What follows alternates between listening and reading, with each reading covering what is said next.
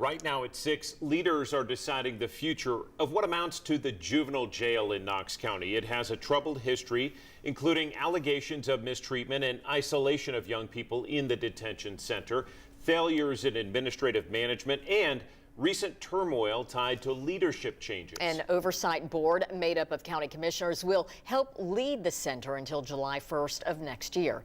Now they're trying to decide what happens after that. 10 News reporter Ellis Rold has been following this story for months now. She joins us with the latest from today's board meeting. Ellis? Yeah, Rob and John, this board was originally supposed to dissolve at the end of this year and control would go to the Knox County Sheriff's Office. But after leaders discovered widespread issues with security and staffing, they decided to extend the board until July of next year. But next year's an election year, and none of the candidates for sheriff have expressed interest in taking over the juvenile facility, and they're not required to. So now the board is deciding the future of the facility and who might lead it.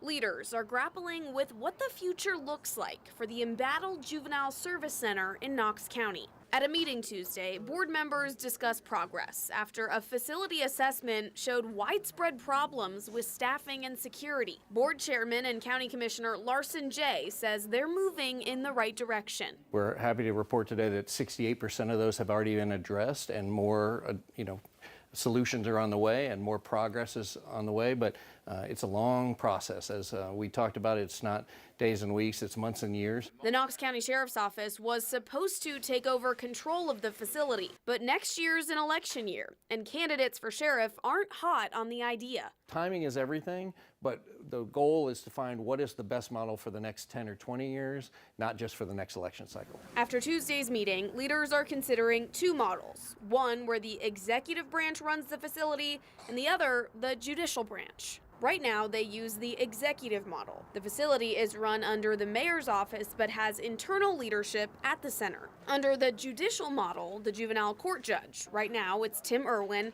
would be in charge. The facility would still have its own director and other leadership positions. It gets as close as you can to the mission at hand, which is the judicial courts. The key is, how do you have enough oversight and sort of separation of powers to make sure that it doesn't become a new fiefdom under a judge. Jay says the next steps are deciding on a model and what checks and balances should be paired with it.